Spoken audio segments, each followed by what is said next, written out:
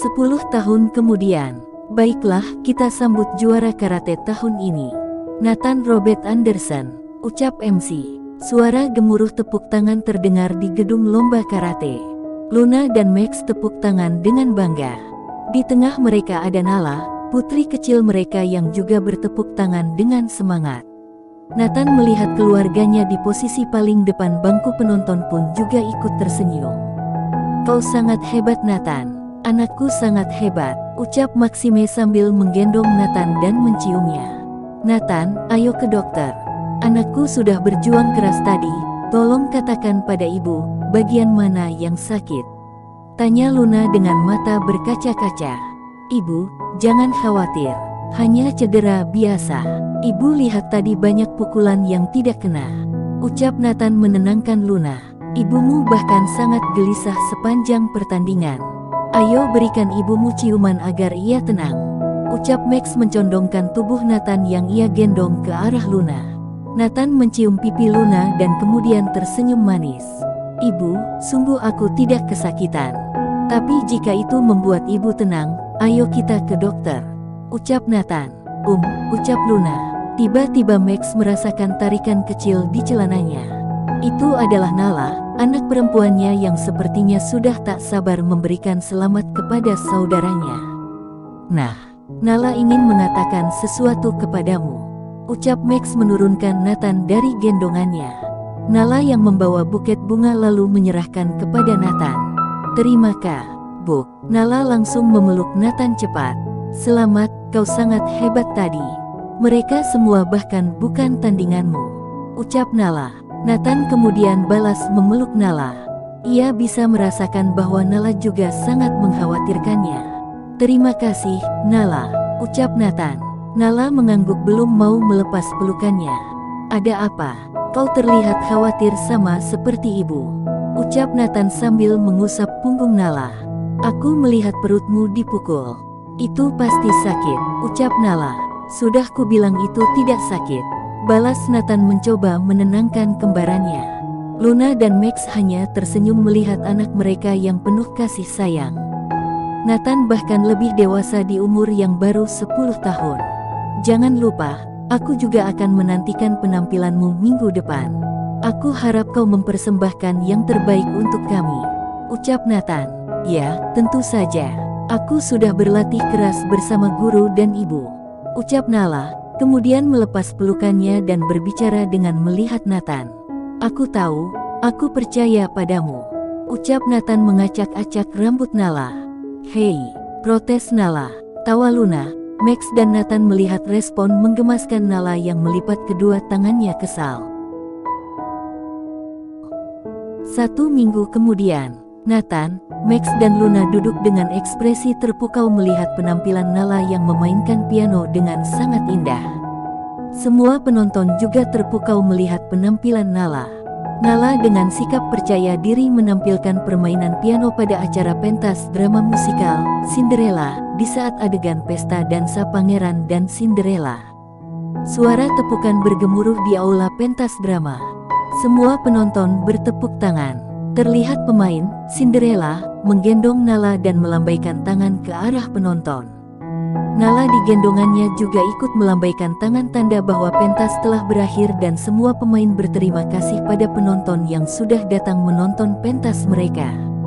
Kau sangat hebat Nala, keahlian bermain pianomu bahkan terus meningkat. Kau akan jadi pianis terkenal sebentar lagi, ucap Iris. Kemampuan akting Kak Iris juga tidak diragukan lagi, kakak sangat hebat berperan sebagai Cinderella, ucap Nala kepada kakak sepupunya, Iris. Iris mencium gemas pipi Nala di gendongannya. Kenapa adik-adikku sangat imut dan berbakat seperti ini, ucap Iris. 2 bulan kemudian, Fiuh, akhirnya aku kembali, ucap Axel menarik nafas setelah turun dari pesawat. Sudah hampir setahun aku tak melihat adik-adikku. Katanya mereka akan menjemputku. Aku sudah tak sabar untuk bertemu, ucap Axel dalam hati sambil mencari-cari keberadaan adik-adiknya. Kak Axel, terdengar teriakan Nala yang penuh semangat. Axel dengan mudah menemukan posisi adik-adiknya. Setelah itu ia berlari menghampiri mereka. Axel berlutut kemudian memeluk dua adik kembarnya. Iris yang melihat Axel hanya tersenyum lembut. Ia tahu kakaknya pasti sangat merindukan adik kembar mereka. Wah, kalian berdua sudah setinggi ini. Padahal baru setahun aku tinggal. Astaga, kalian semakin menggemaskan, ucap Axel sambil mengusap rambut Nathan dan Nala lembut. Ayo, mana ciuman selamat datang untukku, ucap Axel menunjuk kedua pipinya menunggu ciuman dua adik kembarnya. Nathan dan Nala pun mencium Axel. Terima kasih, ucap Axel. Ia lalu berdiri dan menghadap Iris. Selamat datang, Kak, ucap Iris sambil memeluk Axel kemudian mencium pipinya. Terima kasih Iris, ucap Axel sambil mengusap kepalanya. Wah, lihat artis cantik kita ini. Kau sudah sangat ahli menyamar. Bahkan kau tak terlihat seperti adikku, ucap Axel. Mau bagaimana lagi? Ini adalah cara bertahan hidup, ucap Iris bercanda. Maaf aku tak menonton pertunjukanmu 2 bulan lalu, ucap Axel. Tak apa, aku tahu kakak sedang sibuk dengan aktivitas kuliah kakak, ucap Iris. Ya, terima kasih atas pengertianmu, ucap Axel. Kalau begitu, ayo, ucap Iris sambil mengeluarkan kunci mobilnya. Kau mengemudi mobil? Tanya Axel tak percaya. Tentu saja, aku sudah legal sekarang, ucap Iris yakin. Tidak, biarkan Kak Axel yang mengemudi. Kak Iris menyeramkan membawa mobilnya, ucap Nala. Nathan mengangguk setuju. Axel lalu menatap Iris tak yakin. Tidak, jangan khawatir. Percayakan padaku, lagi pula Kak Axel pasti sangat lelah, ucap Iris meyakinkan. Ia lalu menggenggam tangan Nathan dan Nala supaya berjalan bersamanya. Nathan dan Nala menoleh ke belakang dengan wajah ketakutan, menunjukkannya kepada Axel, seolah memberi kode untuk menyelamatkan mereka. Benarkah tak apa? Hufet, entah kenapa perasaanku jadi tak nyaman, ucap Axel. Perjalanan pulang, teriakan Nala menggema di dalam mobil. Astaga Iris, cepat menepi, biar aku saja yang mengemudi, ucap Axel yang juga panik. Sementara Nathan diam di bangku depan dengan wajah pucat tanpa mengatakan apapun. Tak apa Kak, kau terlihat sangat lelah. Kau tidur saja, serahkan padaku, ucap Iris. Nala, dengarkan kakak, kita hampir sampai. Kakak melaju seperti ini karena sekarang kita berada di jalan tol. Tenang saja, serahkan pada Kak Iris, oke? Tolong jangan berteriak karena mengganggu konsentrasi kakak, itu sangat berbahaya, ucap Iris. Nala kemudian menutup mulutnya, takut dengan ucapan Iris. Ia kemudian berpegangan pada Axel berharap bisa menenangkan ketakutannya. Sementara Axel hanya pasrah dengan keputusan adiknya yang tak bisa diganggu-gugat. Iris tiba-tiba mengerem mendadak. Teriak Nala. Iris, ucap Axel kaget. Nathan terdiam tak bisa berkata-kata, ia bahkan menutup mulutnya karena mulai merasa mual. Ada kucing melintas. Aku juga kaget, siapa sangka di perumahan kakek dan nenek ada seekor kucing. Aku pikir itu pasti punya tetangga. Maafkan aku, ucap Iris santai. Wah, bukannya dia ingin mengemudi agar aku bisa istirahat. Bukannya istirahat, aku malah semakin lelah karena was-was sepanjang perjalanan, pikir Axel. Akhirnya mereka sampai di rumah kakek dan nenek. Semua sudah menunggu kedatang Axel di halaman belakang. Selamat datang Axel, ucap mereka semua. Wah, semuanya, ucap Axel kaget. Aku tak menyangka akan semeriah ini, ucap Axel. Tentu, semua datang untukmu, ucap Felix memeluk anaknya. Tapi tunggu, ada apa dengan kalian bertiga? Tanya Felix melihat ekspresi keponakannya dan Axel tampak sangat kelelahan dan pucat. Urgegehah, jangan dibahas sekarang ayah, tapi tolong jangan biarkan Iris menyetir sendiri lagi, pinta Axel. Apa? Kakak jangan, ucap Iris protes. Benar paman, Kak Iris mengemudi, menakutkan, ucap Nala. Nathan mengangguk setuju. Tunggu kalian semua, apa-apaan? Aku mengemudi dengan baik. Buktinya kalian sampai dengan selamat bukan? Tanya Iris bingung. Ah, sudah. Kau terlihat lelah. Kau boleh istirahat dulu, kemudian bergabunglah bersama kami. Ucap Felix. Tidak perlu, pesta ini untukku. Jadi aku akan berada di sini. Lihat wajahku, walau tadi kelelahan gara-gara Iris, wajahku jadi segar kembali karena melihat kehadiran semua orang. Ucap Axel meyakinkan.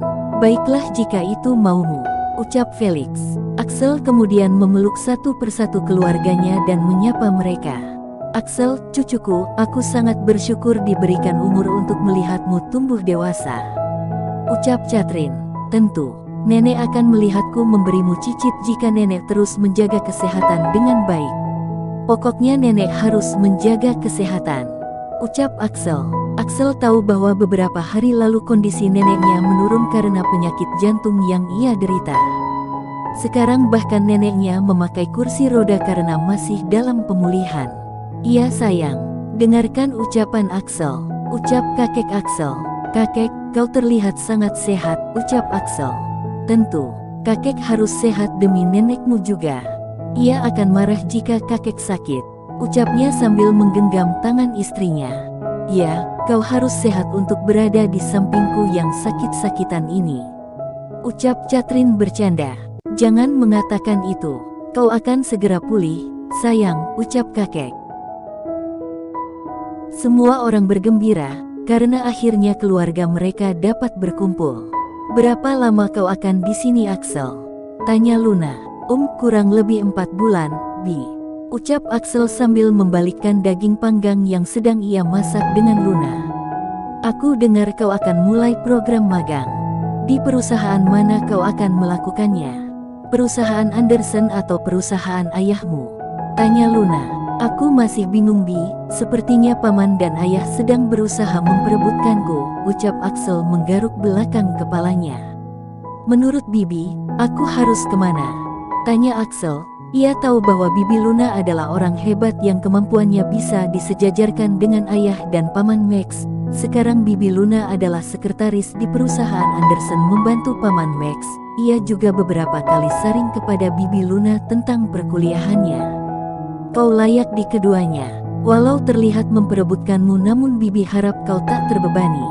Bibi yakin baik ayah dan pamanmu juga hanya ingin kau bahagia dalam hidup ini. Mereka berharap kau dapat melanjutkan salah satu perusahaan sebagai penerus.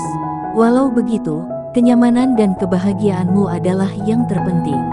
Saran Bibi mulailah dari apa yang kau suka dan yang paling kau percaya diri untuk melakukannya, ucap Luna. Aku merasa tak terlalu menyukai perfilman dan tak terlalu percaya diri untuk masuk di perusahaan Anderson. Aku takut mengacaukannya. Bagaimana jika orang di perusahaan berekspektasi tinggi kepadaku dan bagaimana jika aku tak mampu mewujudkannya? Aku tak terlalu percaya diri bisa sukses seperti paman Max, ucap Axel. Luna tersenyum kecil, kemudian mengusap pelan kepala Axel. Bibi tak menyangka kau dewasa secepat ini, ucap Luna tertawa kecil. Khawatir, itu adalah hal yang wajar. Karena Axel masih tahap belajar, maka ini adalah kesempatan Axel untuk berbuat kesalahan sebanyak mungkin. Kau boleh membuat kesalahan sebanyak apapun. Hingga nanti saat kau sudah siap mengganti ayah atau pamanmu, maka kesalahan itu tak akan terulang. Pengalaman adalah guru terbaik. Di balik suksesnya pamanmu, ada kerja keras di belakangnya. Ia merelakan hobinya untuk menyelamatkan perusahaan, ucap Luna. Lagi pula, kami sebagai keluargamu akan siap membantu jika terjadi hal tak diinginkan. Jadi, Bibi harap tak ada keraguan saat kau melangkah, ucap Luna tersenyum. Terima kasih Bi, aku akan berusaha yang terbaik. Mohon bantuannya, ucap Axel. Luna kemudian tersenyum menepuk pundak Axel. Ya, semangat, kau pasti bisa melakukannya Axel, ucap Luna. Di kamar Max dan Luna. Sudah ku bilang kau duduk saja, padahal kau sudah tak sehat sejak kemarin, harusnya jangan terlalu menyibukkan diri. Aku khawatir kau kelelahan, lihat kau malah demam seperti ini, ucap Max memijit kaki Luna dengan Luna yang memakai kompres di dahinya untuk meredakan demamnya. Ini pesta penyambutan Axel. Aku ingin melakukannya untuk Axel. Ucap Luna. Sudah cukup, Max. Ucap Luna agar Max berhenti memijat kakinya. Tapi, kau juga pasti lelah. Kau istirahat saja, Max. Besok ada meeting penting bukan? Tanya Luna. Istriku sedang sakit, mana bisa aku istirahat duluan? Seandainya aku bisa mengambil rasa sakit ini, aku akan menerimanya dengan senang hati. Aku panggilkan dokter, kau malah menolak, jadi. Ucap Maxime. Tiba-tiba suara ketukan pintu terdengar. Luna dan Max saling berpandangan lalu Max beranjak untuk membuka pintu. Terlihat Nathan yang menangis di depan pintu yang agak mengejutkan Max. Maaf ayah, ibu, bolehkah aku tidur di sini? Tanya Nathan. Ah, lagi-lagi dia datang di saat Luna sakit. Padahal kami sudah berusaha menyembunyikannya, pikir Max. Dengan segera Max membawanya masuk. Ia lalu berlari ke arah Luna dan memeluknya. Ada apa Nathan? Tanya Luna khawatir. Tidak bu, aku hanya ingin tidur bersama ibu malam ini. Ucap Nathan. Bu, aku sayang ibu. Ibu jangan sakit ya, aku khawatir. Ucap Nathan dengan berlinang air mata. Iya sayang, ibu juga menyayangimu. Tenang saja, ini hanya demam biasa. Ucap Luna sambil mengusap rambut Axel. Dia datang lagi saat aku sakit. Padahal kami berusaha menyembunyikannya, pikir Luna. Seandainya rasa sakit ini bisa pindah padaku, aku akan senang menerimanya daripada melihat ibu sakit seperti ini. Fix, ucap Nathan. Ucapanmu persis seperti ayah. Kau benar-benar anak ayah ya. Lihat, wajahmu bahkan tak mirip ibu sedikit pun. Bagaimana ini? Apakah kau anak ibu juga? Orang lain pasti sulit percaya jika kamu anak ibu. Kamu tak mirip ibu sedikit pun sayang. Ucap Luna sambil mencubit pipi Nathan gemas. Nathan selalu menjadi seperti anak yang sudah dewasa. Ia selalu mengalah dalam banyak hal pada Nala. Ia selalu mendahulukan Nala dalam hal apapun, bahkan mereka lebih terlihat seperti kakak adik dibandingkan saudara kembar. Nathan benar-benar terlihat dewasa daripada umurnya. Namun saat Luna sakit ia berubah menjadi sangat manja dan itu sangat menggemaskan bagi Luna. Tidak, Nathan anak ibu. Lihat, jari dan kuku kita mirip. Rambutku juga lurus dan halus seperti ibu. Bentuk muka kita oval, golongan darah kita sama. Aku anak ibu, ucapnya lagi. Iya sayang, ibu hanya bercanda. Tentu kamu adalah anak ibu. Ibu sangat menyayangimu. Sekarang kamu tidur ya. Besok kamu harus pergi ke sekolah. Ucap Luna. Tidak bu, besok aku akan menjaga ibu. Ayah akan pergi ke kantor, maka aku yang akan menjaga ibu. Ucap Nathan. Tak apa nak, besok ada dokter yang akan datang. Kau tak perlu khawatir karena ini hanya demam biasa. Ucap Luna. Nathan terdiam seolah berpikir. Jangan khawatir ya sayang. Ucap Luna membujuk. Nathan mengangguk. Tapi saat pulang sekolah, izinkan aku tidak ikut les, aku ingin merawat ibu. Ucap Nathan. Baiklah, terima kasih, sayang. Kamu anak yang baik dan penurut. Ibu sangat bahagia Nathan adalah anak ibu. Ucap Luna. Luna kemudian tersenyum ke arah Max. Aku juga sangat bahagia menjadi anak ibu. Ucap Nathan. Baiklah, ayo kita tidur. Ucap Luna. Terdengar lagi suara ketukan pintu. Max lalu buru-buru membukanya. Nala, ucap Max. Ayah, maafkan aku. Tadi aku bermimpi buruk. Aku pergi ke kamar Nathan namun tak melihatnya. Jadi aku kemari. Ucap Nala. Nathan ada di sini. Ayo masuk. Ucap Max. Nathan di sini. Jangan-jangan. Apakah ibu sakit? Tanya Nala. Max mengangguk. Nala langsung buru-buru berlari ke arah Luna. Ibu sakit apa? Tanya Nala khawatir. Hanya demam saja, sayang. Kemarilah, kamu mimpi buruk ya? Apakah kamu ketakutan? Tanya Luna. Iya bu, aku tak ingin menceritakannya. Kata Kak Axel mimpi buruk tak boleh diceritakan dan harus cepat dilupakan. Ucap Nala. Baiklah sayang, sekarang ayo tidur lagi. Ucap Luna. Balas Nala. Selamat tidur bu. ucap Nathan dan Nala. Selamat tidur ayah, ucap Nathan dan Nala. Setelah itu Nathan menahan dirinya sebentar agar Nala memilih ingin tidur di sebelah ibu atau ayahnya. Nala langsung mengambil posisi di sebelah Max dan kemudian diikuti Nathan di posisi sebelah Luna. Nala tahu Nathan pasti menginginkan untuk dekat dengan ibunya kali ini dan Nala bersedia mengalah karena Nathan telah banyak mengalah untuknya. Tengah malam, Max terbangun lagi dari tidurnya. Dari tadi ia tak bisa tidur nyenyak karena selalu seperti itu saat Luna sakit. Max tersenyum melihat istri dan anak-anaknya yang tertidur pulas. Max beranjak dan duduk di samping ranjang Luna. Ia meletakkan telapak tangannya di dahi Luna untuk memastikan apakah demam Luna sudah turun. Masih belum ada perubahan. Untungnya panasnya tak naik, bisiknya. Max lalu mengganti air kompresan dan mengompres dahi Luna lagi. Untungnya Luna tak bergeming sedikit pun. Ia tertidur pulas mungkin karena efek obat yang tadi ia minum. Max kemudian mencium tangan lalu mencium bibir Luna. Terakhir kali ia melakukannya ia tertular demam. Namun entah kenapa Luna malah sembuh. Mungkin saja perkataan yang sering ia dengar bahwa cara tercepat menyembuhkan demam adalah dengan menularkannya ke orang lain bukan sekedar mitos belaka. Max tersenyum kecil, ia benar-benar tak menyangka bahwa ia akan menjadi pria yang mencintai wanita hingga seperti ini. Luna adalah hidupnya, senangnya, sedihnya, semuanya adalah tentang Luna. Segalanya tak terlihat berarti jika tak ada Luna di sampingnya. Dan sekarang ia merasa menjadi pria paling bahagia karena Luna ada di sisinya dan memilih untuk bersamanya. Sekarang tidak ada hal yang lebih berharga selain keluarga kecilnya. Aku mencintaimu Luna, terima kasih karena telah bertahan di sisiku. Terima kasih telah membawa kebahagiaan untukku. Jangan sakit atau terluka, aku sangat khawatir. Bisik Max. Max, panggil Luna pelan. Setengah sadar, Max bisa merasakan helaan nafas Luna yang panas. Tak apa, hari masih malam.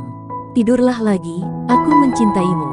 Cepat sembuh istriku, ucap Max sambil mengusap kepala Luna.